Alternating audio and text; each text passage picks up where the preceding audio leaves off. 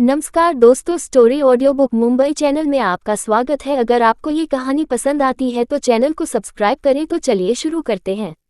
Club के एक private कमरे में अब तक आप लोगों ने सुना कि किस तरह से जूही हर्षवर्धन पर डोरे डालती है और बेशर्मी से उन्हीं के रूम में बैठ जाती है, जिसे देखकर अनाया को गुस्सा आ जाता है और अनाया गुस्से में हर्षवर्धन की और करीब जाकर उसे चिपक जाती है। हर्षवर्धन भी अपने बीवी के जेलस चेहरे को देख सकता था। वह भी उसे अपने कंधे से कंधा सताते हुए हल्के से बोला, रिलैक्स बेबी। वही अनाया की हरकत जूही को बिल्कुल पसंद नहीं आई। वह हर वक्त यही सपना देखती थी कि किस तरह से वह हर्षवर्धन के नजदीक जाए। वह अनाया को इंसल्ट करते हुए बोली, तुम कौन हो और तुम्हारी हिम्मत कैसे हुई उनके नजदीक बैठने की। हर्ष को बिल्कुल पसंद नहीं है कोई भी उसके नजदीक बैठे। अभी उससे दूर हो जाओ वरना तुम्हारे लिए अच्छा नहीं होगा। वही जूही की बात सुनकर अनाया की आंखें छोटी हो गई और तुरंत उसके चेहरे की एक्सप्रेशन बदलते हैं और वह अपनी आंखों में शैतानी चमक लिए अपनी जगह पर खड़ी हुई और किसी क्वीन की तरह चलते हुए जूही के आसपास सोफे पर एक चक्कर लगाते हुए टेडी मुस्कान के साथ बोली, मिस उद्धरण चिन्ह। फिर जूही को ऊपर से नीचे तक देखते हुए अपनी आंखें मटकाकर बोली, तुम जो कोई भी हो, तुम्हें लगता है हर्ष बेबी को किसी का पास आना पसंद नहीं है तो तुम्हें सच में यकीन है। इतना बोलकर वह काफी सिडक्टिव तरीके से हर्षवर्धन की और जाने लगी और अपनी एक नज़र जूही पर डाली और हर्षवर्धन के चेहरे के एकदम सामने झुकी और हल्का सा अपना मांस नीचा किया और अपने होंठ उनके होठों पर रखकर किस कर दी। वही हर्षवर्धन तो अभी भी अपनी बीवी की हरकतों से चौंक हुआ था, क्योंकि आज उसकी बीवी उसके साथ फ्लर्ट कर रही थी, जिसे देखकर उसके अंदर तो गर्मी बढ़ने लगी थी। तभी अनाया उसकी आंखों में देखती है और अपने एक आंख मारकर हर्षवर्धन के होठों को जोर से काटकर उसे अलग हो गई और वापस अपना मास्क पहन लिया। हर्षवर्धन भी कुछ कम नहीं था, उसने अनाया को एक झटके से अपनी गोद में बिठा लिया। ऐसा करते ही सामने का नजारा ही कुछ और था, जहां हर्षवर्धन अपने रौबदार ओरा के साथ बैठा था। वही अनाया उसकी गोद में किसी बच्ची को तरह लग रही थी। ऊपर से उसके वो खरगोश जैसे कान वाले क्यूट पजामा उसे छोटी बच्ची दिखा रहे थे। वैसे भी जैसे ही हर्षवर्धन ने उसे अपनी गोद में बिठाया तब से ही उसके आसपास का वो खतरनाक ओरा कहीं खोसा गया था और वो अभी छोटी बच्ची लग रही थी। वही कमरे में बैठा हुआ विक्की और जूही तो अपनी आंखें फाड़े अपने सामने का नजारा देख रहा था। उनको तो अपनी आंखों पर यकीन नहीं हो रहा था कि सच में उनके सामने बैठा इंसान वही क्रूर और बेदर्द किंग है, जो लड़कियों से हमेशा दूर रहता था। उसे एक तरह से अपने दोस्त के लिए अच्छा भी महसूस हो रहा था। आखिर अब वो अपनी जिंदगी में खुश रहने लगा था। दूसरी ओर जूही सहगल की हालत तो काटो तो खून जैसी थी। उसका खून उबाल मार रहा था। आज तक उसने हर्षवर्धन को पाने की चाहत देखी थी। वो हर्षवर्धन पर अपना हक समझती थी। वह तो विक्की से निकलता है, जिसकी वजह से आज तक वह कोई तमाशा नहीं कर पाई थी, क्योंकि विक्की ने बहुत पहले ही जूही के इरादे देख लिए थे। इसलिए उसने अपने परिवार में ऐसे हालत बनाई कि जूही को पढ़ाई करने के लिए फॉरेन कंट्री जाना पड़ा। हालांकि वह जाना नहीं चाहती थी, वह तो हर वक्त हर्षवर्धन के आसपास ही रहना चाहती थी। लेकिन विक्की जानता था कि अगर जूही इंडिया में रही तो वह हर्षवर्धन का पीछा नहीं छोड़ेगी और हर्षवर्धन कोई ऐसा इंसान नहीं था जो कोई भी एरा गेरा उसका पीछा करे। हर्षवर्धन वैसे तो काफी मैच्योर और सख्त रौबदार इंसान था, लेकिन जब भी उसे गुस्सा आता था तो वह अपने सामने वाले के बारे में नहीं सोचता था। वह उसके पूरे खानदान को बर्बाद करके रख देता था और विक्की नहीं चाहता था कि उसके परिवार के साथ कुछ भी बुरा हो। उसकी एक और वजह थी कि विक्की अपनी कजिन सिस्टर जूही को हर्षवर्धन के लायक नहीं समझता था, क्योंकि वो बहुत अच्छे से जानता था कि जूही घमंडी और एक बिगड़ी हुई अमीर शहजादी है। वो इस दुनिया में हर किसी को अपने से नीची नज़र से देखती थी। हालांकि उसके पास भी कोई खास अचीवमेंट उपलब्धियों नहीं थी शिवाय सहगल फैमिली के नाम के। वह पढ़ाई में भी एवरेज थी, हर जगह उसे पैसे देकर ही डिग्री हासिल की थी, लेकिन फिर भी वह खुद महान सोशलाइट दिखाती थी और ऐसा दिखाती थी जैसे वह इस यूनिवर्स की स्टार प्रिंसेस हो और हर कोई उसके नीचे हो। और उसका यही बिहेवियर विक्की को बिल्कुल पसंद नहीं था। वही सामने बैठी हुई जूही अपनी जगह पर खड़ी हुई और गुस्से में हर्षवर्धन की ओर जाते हुए बोली, तुम घटिया लड़की, उठो मेरे हर्ष की गोद से। इतना बोलकर वह उसकी बाह को पकड़ने ही वाली थी, उससे पहले ही हर्षवर्धन ने अपने हाथ से जूही को धक्का दे दिया और अपनी रोकादार आवाज में बोला, खबरदार इसे छुआ भी तो कहीं ऐसा ना हो इसका खामियाजा पूरी सहगल फैमिली को भुगतना पड़े। फिर वह विक्की को घूरते हुए बोला, ये हमारी पार्टी थी, इसमें कोई भी मुंह उठाकर नहीं आ सकता। वही यह सुनकर तो जूही की आंखें नम हो गई।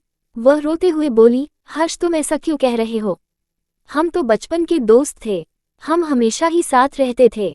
ये सुनकर तो हर्षवर्धन की आंखें छोटी हो गई।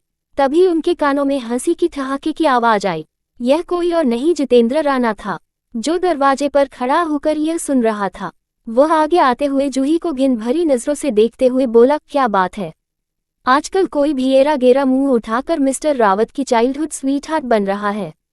मुझे नहीं पता था मेरे दोस्त के स्टैंडर्ड इतने नीचे गिर गए हैं। इतना बोलकर वह स्टाइल से चलते हुए वही सामने के सोफे पर बैठ गया और पास में पड़ी वाइन की बोतल को सीधे ही अपने मुंह से लगाकर एक सीप लिया। वही जितेंद्र राणा की बात सुनकर तो जूही का मुंह काला ही पड़ गया। वह बहुत अच्छे से जानती थी जितेंद्र राणा को। वह एक गैंगस्टर के साथ साथ बिजनेसमैन भी था और उसका टेम्परामेंट बहुत सॉफ्ट था। जूही जानती थी कि जितेंद्र राणा उसे पहले भी पसंद ही करता था।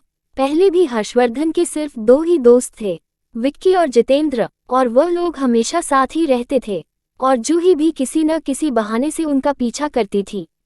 हालांकि विक्की ज्यादातर जूही को टाल देता था या फिर उसे कहीं और उलझा देता था, लेकिन फिर भी वह कैसे ना कैसे करके हर्षवर्धन तक पहुंची जाती थी। जूही को ये बिल्कुल पसंद नहीं था कि जितेंद्र उसे नीचा दिखाए या हर्षवर्धन से दूर करे। तो जूही गुस्से में तमकमाते हुए बोली, तुम्हारी इतनी औकात नहीं है कि तुम मुझसे बकवास कर सको। और मैंने क्या गलत कहा? हम बचपन से साथ रहे हैं, मैं और हर्ष चाइल्डहुड स्वीटहार्ट है, तो इसमें गलत क्या है? वही उसकी बार बार खुद को हर्षवर्धन के साथ जोड़ने से हर्षवर्धन की गोद में बैठी हुई अनाया की आंखें काली पड़ रही थी। उसके आसपास का ओरा खतरनाक हो रहा था। जूही नहीं जानती थी कि वह किस शैतान को जगा रही है।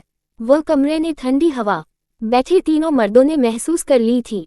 हर्षवर्धन तो जानता था ये बदलाव उसकी जंग की वजह से है, क्योंकि उसकी बीवी को गुस्सा आ रहा है। वही जितेंद्र और विक्की को भी समझ आ गया था। वह लोग बेवकूफ नहीं थे जो अनाया को कोई छुई मुई लड़की समझे, लेकिन विक्की नहीं चाहता था कि अनाया कुछ ऐसा करे जिससे कोई प्रॉब्लम क्रिएट हो और जूही की हालत खराब हो जाए। इसीलिए वह गुस्से में बोला, बस बहुत हुआ जूही, यह मेरा प्राइवेट टाइम है, यहाँ पर दखलंदाजी करना बंद करो और जाओ यहाँ से। वही विक्की की इतनी गुस्सेल और कड़क आवाज सुनकर तो जूही भी डर गई। वह विक्की से पंगा नहीं ले सकती थी। आखिरकार वह सहगल परिवार का होने वाला हेड था और वह उसे दुश्मनी नहीं करना चाहती थी। इसीलिए वह रोते हुए गुस्से में दांत पीसकर वहां से चली गई। जाते हुए वह अनाया को घूरना नहीं भूली, जैसे धमकी दे रही हो कि मैं तुम्हें बाद में देख लूंगी। क्या जूही छोड़ेगी हर्षवर्धन का पीछा? और कैसे बदला लेग जूही अनाया से? और क्या अनाया ऐसे ही छोड़ देगी जूही को? अब तक आप लोगों ने सुना कि किस तरह से विक्की सहगल अपनी कजन सिस्टर को वहां से निकाल देता है, क्योंकि उसने महसूस कर लिया था कि अनाया को गुस्सा रहा है। वही अनाया जो अभी भी हर्षवर्धन की गोद में बैठी थी, वह वहां से खड़े होते हुए विक्की के सामने गई और उसे घूरते हुए कड़क आवाज में बोली, अच्छा होगा कि तू अपनी इस बहन को समझा दो, मेरी चीजों से दूर रहे और मेरे हब्बी की परछाई को भी छूने की कोशिश ना करें, वरना तुम लोगों के लिए अच्छा नहीं होगा। वही उसकी इतनी खतरनाक धमकी सुनकर तो विक्की को भी एक पल के लिए डर लगा, लेकिन पास बैठा हुआ जितेंद्र राणा ठहाका मारकर हंसते हुए बोला, नहीं बच्ची, तुम्हें क्या लगता है तुम कितनी खतरनाक हो सकती हो? मुझे तो तुम बिल्कुल किसी बच्चे की तरह नजर आ रही हो। वही जितेंद्र की बात सुनकर अनाया की आंखें छोटी हो गई। वह गुस्से में उसे घूरते हुए बोली, तुम्हारी हिम्मत कैसे हुई मुझे छोटी बच्ची कहने की? मैं तुम्हें किसी एंगल से बच्ची नजर आ रही हूँ? वही उसकी इतनी क्यूट बातें सुनकर तो जितेंद्र की हंसी छूट गई। वह हंसते हुए बोला, बस बहुत हुआ, अब जाओ, जाकर अपने पति के पास बैठ जाओ। तुम्हें दिख नहीं रहा है कितना जल रहा है तुम्हारा पति कि तुम मुझसे बात कर रही हो और उसे इग्नोर कर रही हो?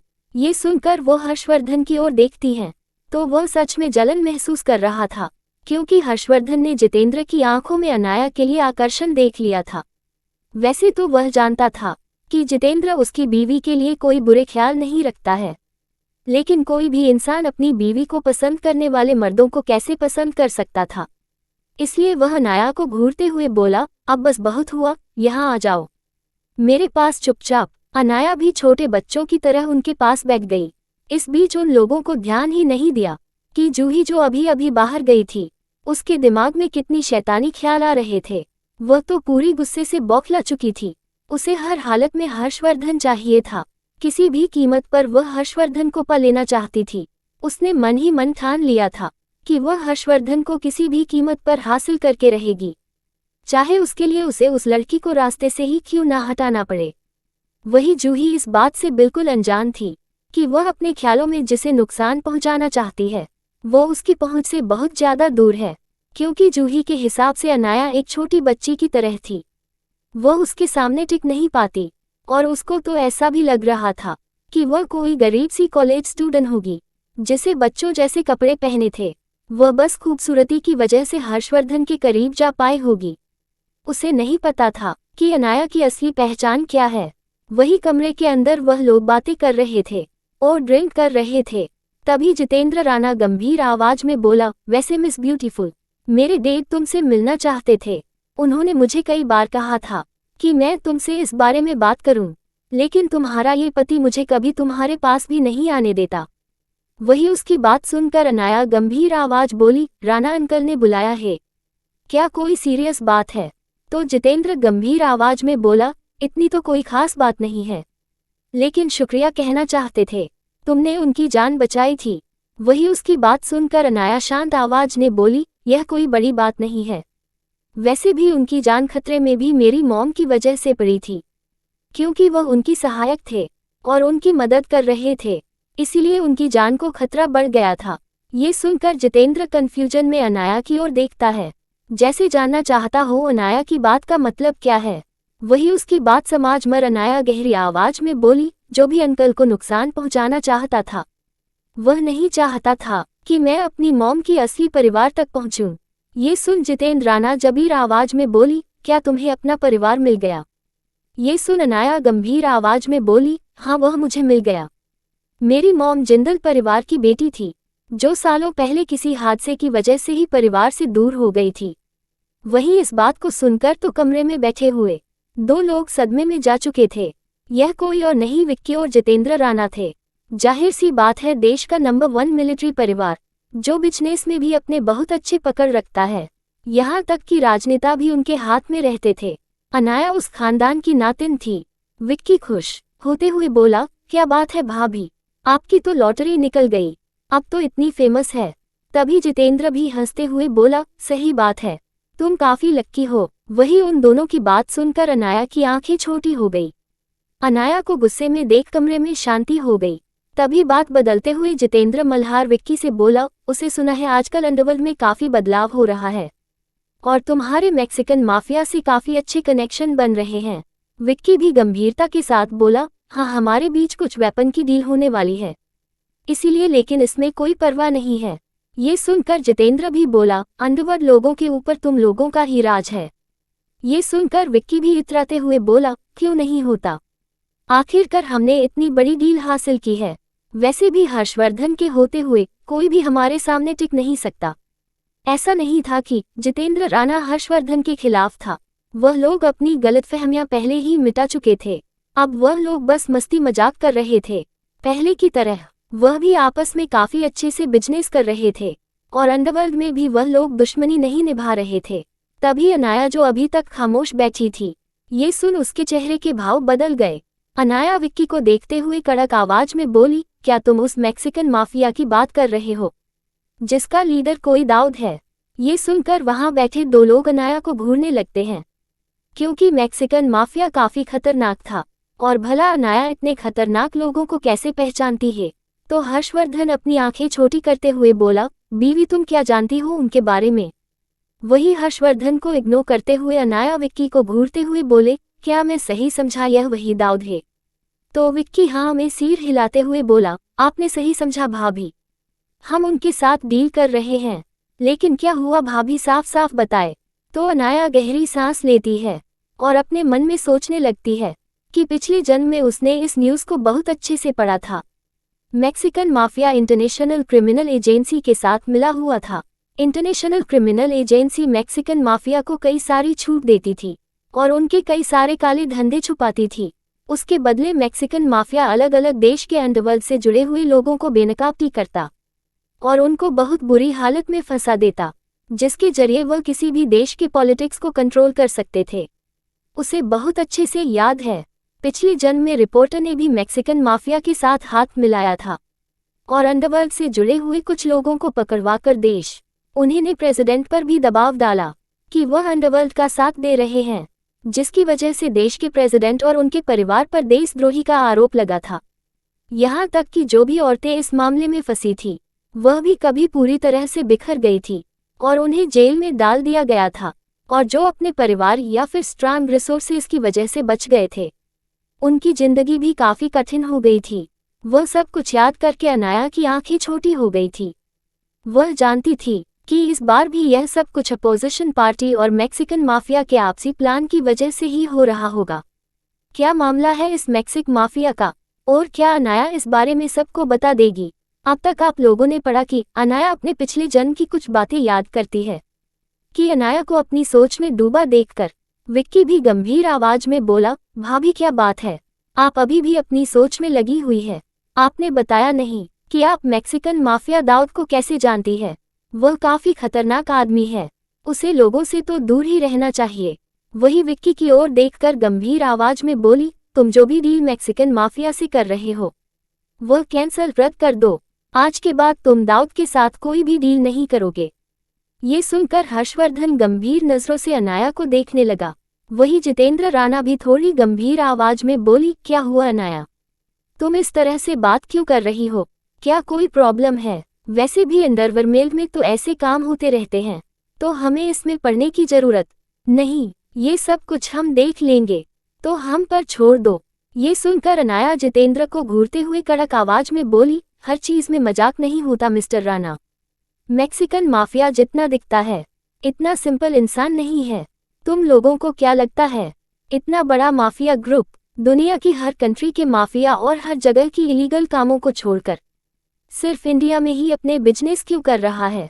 ये सुनकर तो हर कोई अपनी सोच में डूब गया। तभी विक्की बोला, क्योंकि हम बहुत अच्छे हैं इस काम में। वैसे भी इस लाइन में हमारी पकड़ कुछ ज्यादा ही अच्छी है, क्योंकि किंग का नाम बहुत ऊंचा है। इतना बोलकर वह अपनी आंखें छोटी कर लेता है, क्योंकि उसे लग रहा था कि अनाया अंडरवर्ल्ड किंग की पहचान नहीं जानती। उसे नहीं पता कि उसका पति हर्षवर्धन किंग है। ये सुनकर अनाया विक्की को घूरते हुए बोली, मुझे बहुत अच्छे से पता है कि मेरा हस्बैंड इन सब के बहुत अच्छा है और उसका पूरी दुनिया में बहुत बड़ा नाम है, लेकिन ये चीज जितनी सिंपल दिख रही है उतनी है नहीं। जितना कहा है उतना करो।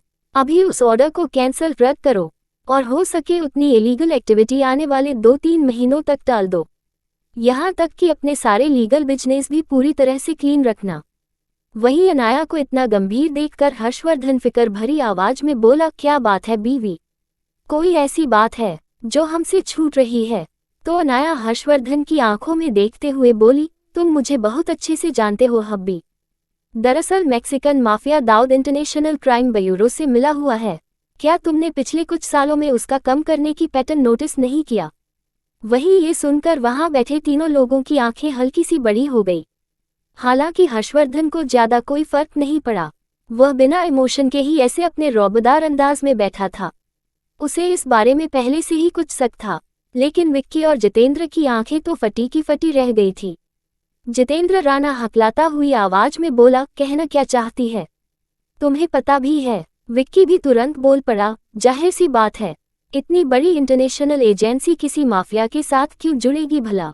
अनाया उन दोनों के ऐसे एक्सप्रेशन देखकर अपनी आंखें फेर कर वापस अपना जूस पीने लगती है, जैसे वह लोगों के सवालों का जवाब न देना चाहती हूँ। वह दोनों भी काफी बेचैन होकर अनाया को देख रहे थे, जैसे कहना क्या चाहते हो, हमारे सवालों का जवाब दो। तो हर्षवर्धन अपनी रोकड़ा आवाज में बोला, क्योंकि इंटरनेशनल क्राइम ब्यूरो पूरी दुनिया की कंट्री को अपने नीचे दबा कर रखना चाहते हैं। यह उन लोगों की खास तकनीक है। वह लोग किसी बहुत पावरफुल माफिया के साथ अपना हाथ मिलाते हैं, फिर जिस भी देश में वह लोग कंट्रोल पाना चाहते हैं वहां के दूसरे अंडरवर्ल्ड से जुड़े लोगों को एक्सपोज करने के लिए उस माफिया लीडर का इस्तेमाल करते हैं और वहाँ की पॉलिटिक्स को कंट्रोल करते हैं, जिससे वह लोग इंटरनेशनल क्राइम ब्यूरो के एहसानों तले दब जाते हैं और फिर वह अपने हिसाब से उस देश को कंट्रोल कर सकते हैं। वही हर्षवर्धन की पूरी एक्सप्लेन शुरू कर दो। विक्की और जितेंद्र की आंखें बड़ी बड़ी हो गई। उन्हें नहीं लगा था कि सच में ये सब कुछ इतना बड़ा होगा। विक्की अपना सर सहलाते हुए बोला, अच्छा हुआ भाभी ने हमें पहले ही चौकन्ना कर दिया। फिर वह कुछ सोचते हुए हर्षवर्धन से बोला, लेकिन भाई तुम्हें इस बारे में कैसे पता चला? तो हर्षवर्धन कोई जवाब नहीं देता, क्योंकि हर्षवर्धन को ज़्यादा एक्सप्लेन करना पसंद नहीं। फिर भी उसने आज इतना सब कुछ बोला था। अनाया गहरी आवाज में बोली, मैंने जितना कहा उस पर ध्यान देना, अभी हमें जाना होगा, चले हर्ष। इतना बोलकर वह लोग वहां से चले गए। उनके जाने के बाद जितेंद्र किसी सोच में डूबे हुए बोला कि तुम्हें नहीं लगता कि अनाया को ज़्यादा ही मिस्टीरियस है? तो विक्की भी उसकी बात में हामी भरते हुए बोला, तुम कह तो सही रहे हो भाभी, कुछ ज़्यादा ही मिस्टीरियस है। इतनी बड़ी बातचीत पर हमने भी इतने सालों में कभी ध्यान नहीं दिया। वह भाभी ने एक चुटकी में पकड़ लिया, जैसे ये सब कुछ वह पहले से जानती हो। पता नहीं उन्हें इस बारे में कैसे पता चला होगा। ये सोचते हुए ड्रिंक कर रहे थे। दूसरी ओर अगली सुबह टेलीविजन न्यूज़ में एक धमाका हो रहा था। हर जगह कपूर इंडस्ट्री के बारे में ही बातें हो रही थी। सबसे बड़ी हेडलाइन तो यही थी कि कपूर इंडस्ट्री की मालकिन अनाया कपूर राजेश कपूर की बेटी नहीं है। गीता कपूर ने अपने ही पति को धोखा दिया। गीता कपूर एक घटिया कैरेक्टर की औरत थी। पता नहीं लोग उन्हें आज भी इतना क्यों मानते हैं। तो कहीं लिखा हुआ था, आज की ब्रेकिंग न्यूज़, एक नाजायज बेटी जो बन बैठी एक बड़ी सी कंपनी की मालकिन। ऐसी कई सारी ट्रेंडिंग न्यूज़ अनाया और उसकी मां के खिलाफ चल रही थी। ये न्यूज़ सुबह सुबह ही ब्रॉडकास्ट हो चुकी थी। वहीं अपर सोसाइटी में तो तहलका मच चुका था, जिसकी वजह से कपूर इंडस्ट्री के शेयर में भी गिरावट आ रही थी। कुछ घंटों में न्यूज़ ने हर जगह तहलका मचा दिया था, जहां तक कि इसकी ब्रॉडकास्टिंग सोशल मीडिया में भी हो रही थी। हर जगह यही ब्रेकिंग न्यूज़ हो रही थी, क्योंकि पिछले कुछ वक्त से कपूर इंडस्ट्री काफ़ी अच्छा परफॉर्म कर रही थी और बिजनेस भी बहुत अच्छे से चल रहा था, जिसकी वजह से इस न्यूज़ को भी बहुत बड़ा चढ़ाकर बताया जा रहा था। ऊपर से जाह्नवी ने कुछ फेक अकाउंट को पैसे भी प्रोवाइड किए थे, ताकि इस न्यूज़ को बहुत बुरी तरह से फैलाई जा सके और इन सब में जाह्नवी और उसकी मॉम को विक्टिम पीड़ित दिखाया जा सके। जाह्नवी पहले ही जानती थी कि वह अपनी मां की मौत का बदला नहीं ले सकती थी, लेकिन वह ठान चुकी थी कि वह अनाया को भी उसी तरह दर्द महसूस करवाएगी जैसा दर्द उसे महसूस हो रहा था। वह उसकी मरी हुई मां की इज्जत की धज्जियां उड़ा देगी। यही वजह थी कि उसने अपनी दादी और चाचा का इस्तेमाल किया। वह कोई दुबे परिवार को पसंद नहीं करती थी, लेकिन वह जानती थी कि वह सीधे सीधे अनाया के खिलाफ नहीं जा सकती, इसीलिए उसने दुबे परिवार का इस्तेमाल किया। वहीं ये न्यूज़ इतनी फैल चुकी थी कि सुबह सुबह हर्षवर्धन और अनाया के फ़ोन एक साथ बजने लगे। ये दोनों ही उसकी असिस्टेंट थे। हर्षवर्धन को उसका असिस्टेंट रजत फ़ोन करके इस न्यूज़ के बारे में इन्फॉर्मेशन दे रहा था। वहीं अनाया को अपनी असिस्टेंट बेला इस बारे में न्यूज़ दे रही थी। जैसे जैसे उन दोनों को न्यूज़ की डिटेल पता चल रही थी, वैसे उन दोनों का चेहरा काला पड़ रहा था। अनाया का तो खून इतना खोल रहा था कि आज वह किसी का मर्डर ही कर देना चाहती थी। उसने बहुत मुश्किल से खुद को शांत करके रखा था। क्या अनाया खुद को इस मुसीबत से बचा पाएगी और क्या नतीजा होगा इस न्यूज़ का?